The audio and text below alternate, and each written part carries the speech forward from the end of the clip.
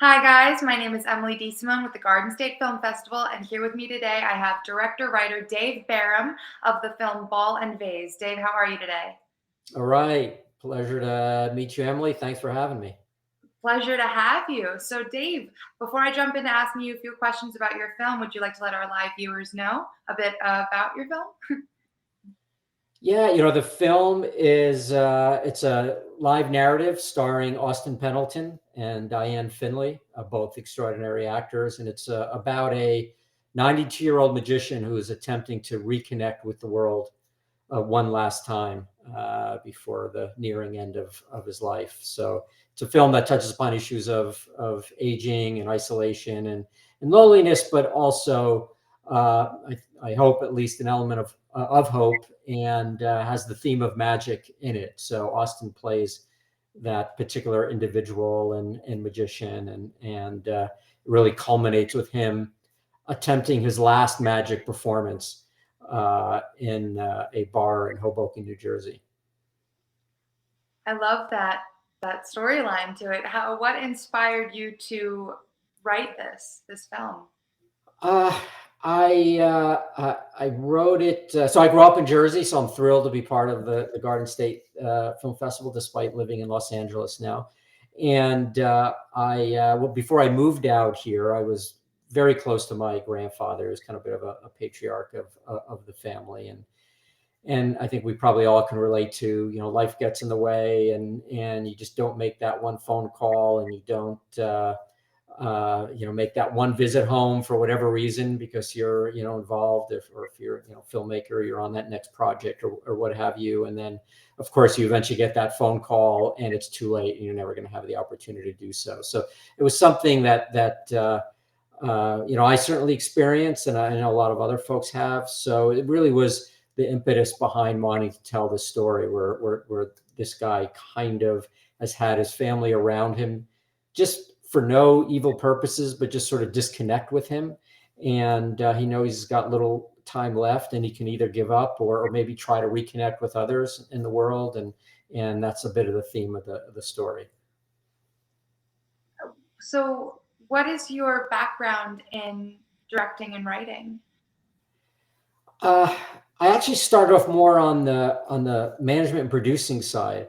So I've been fortunate. The firm I'm with manages a lot of the top talent in the film, television, music industry, and including directors like Martin Scorsese and Michael Mann. So I've had like this incredible folks to be inspired by.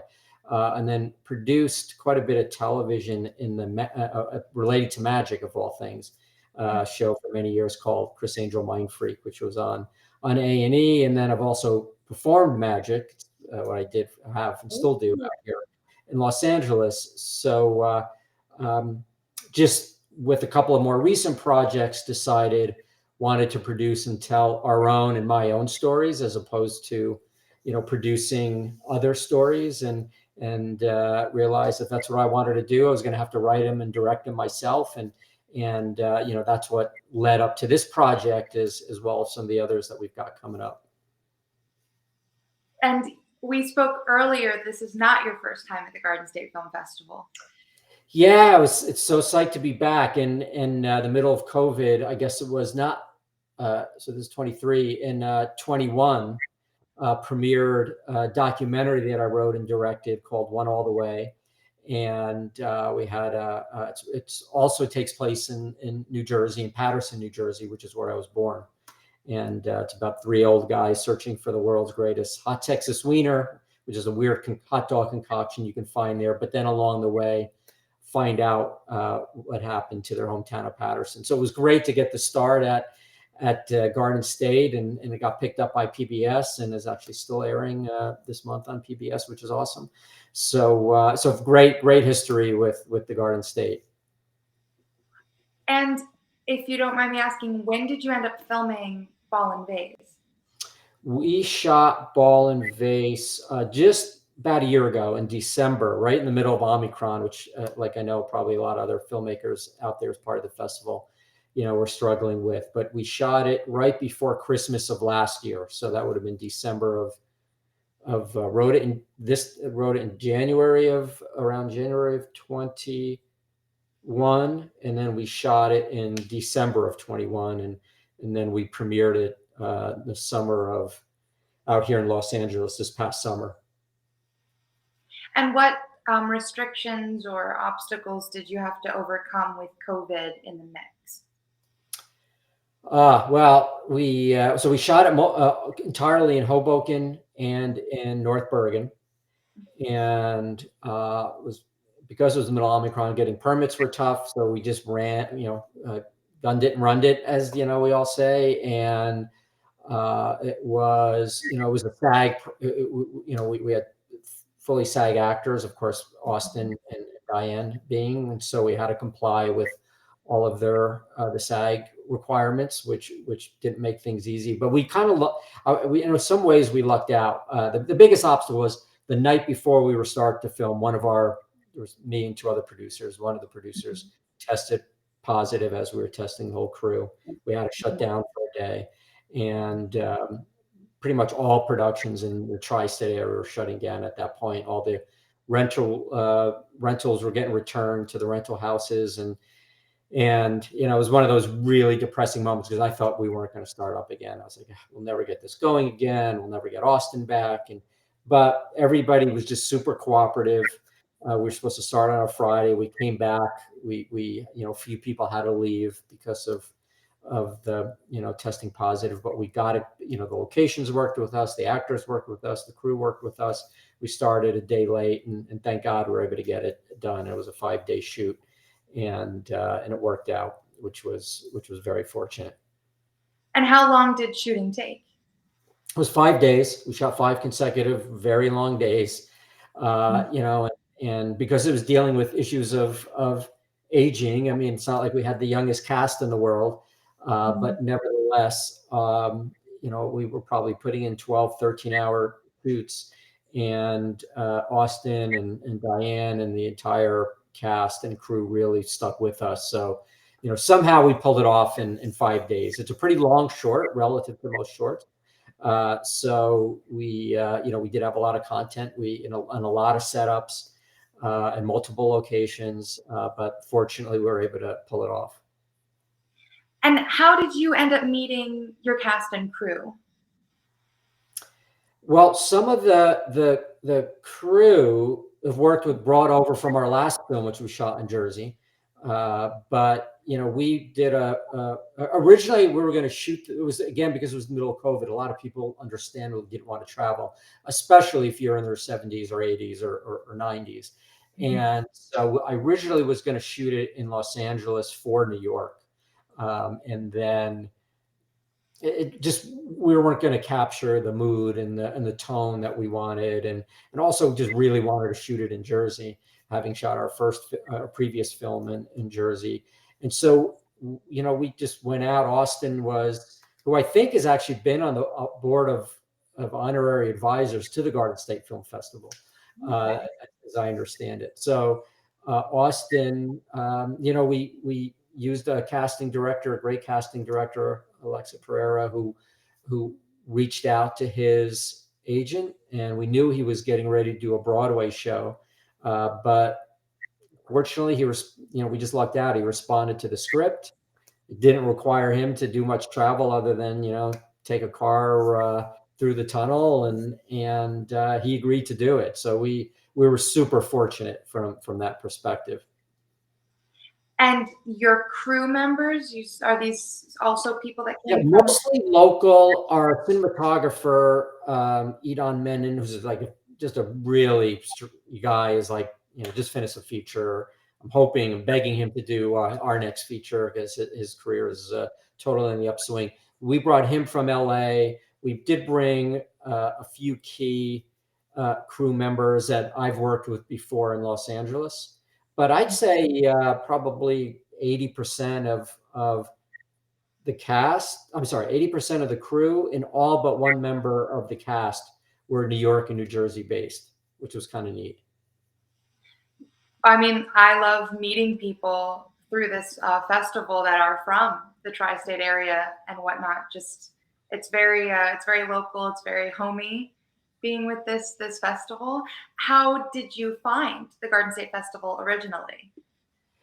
Uh, I had heard great things about it. I knew I had thought about Austin Pendleton for another project way back, and when I was researching him, that's when I saw he was on the board of the Garden State, and that's kind of how I found it. Ironically, not knowing that this before I even wrote this film, and so it was sort of on my radar, and saw it had a great.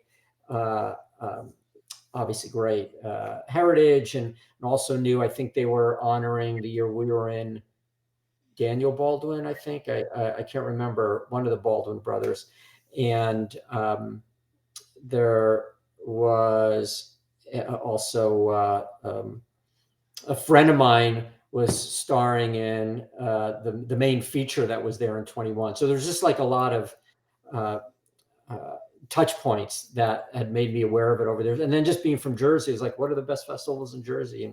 And clearly, Garden State's, Yes. right there.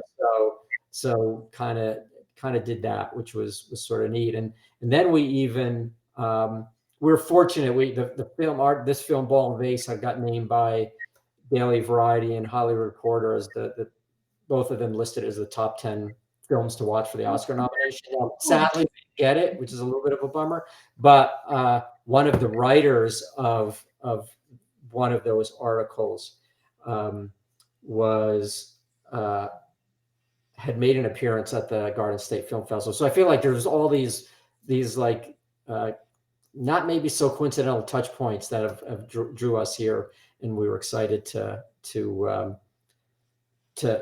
screen here. And then when they chose us to premiere our previous film, it's like, oh, this place has got a special place in our heart, because we feel like we got to come back, given what happened with our previous film, One All the Way.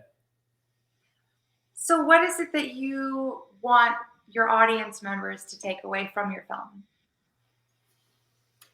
Oh, not I like people to draw their own conclusions, and don't necessarily want to be overly preachy about it. But I think in the festivals that we've screened at, in some of the Oscar festivals we've screened at, I think probably the biggest takeaway from most folks has been, there are times in life you just got to take that moment and breath, and don't forget to reconnect with the people that have really been a strong influence in your life. Because again, it's you'll see in the film, when you see it, there's it's this Ed, who's the character's name's family, just is, for a variety of reasons, life's gotten in the way, and it's yet another Christmas where they're not going to spend with him, not because it's the evil daughter, or it's just the way life is. And if I at least was trying to impart anything to myself, was to remember that you just got to make the effort to reconnect with those, or stay connected with those that are important to you, because there's going to come a point in time when you're not going to have the opportunity to do so, We never think it's going to come, and then until it's too late. do you, just because of all of this experience you're talking about having, do you have any advice for other filmmakers that are just starting out, or maybe just don't have quite the amount of experience that you have? Yeah, it's just do it. I know everybody says that, and it sounds overly simplistic, but it's just pick up your iPhone, your camera, and you can think about it. I'm like one of those people that writes 1,000 drafts of one thing, and which I guess in some ways is could be good, but it's my style, but also can get in the way with just moving forward and taking advantage of the momentum of an idea. And as I'm sure you just learn so much from that first one, that by the time you're to your third, even if it's like a 2-minute little student film that you've done, by the time you get to your third and fourth, you're still learning and you're still making mistakes, but they just are different mistakes and different learnings. And I don't think anything more valuable than, at least for me, just going out and doing it. And hopefully each step along the way, you're improving on what you did previously. Well, Dave, thank you so much for joining with me today. Are you going to be at the film festival?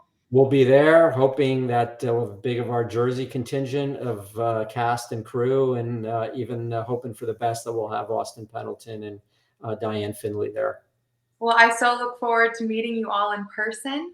Guys, you can all see Ball and Vase at the Berkeley Continental on Saturday, March 25th from 2:45 p.m. to 4:45 p.m.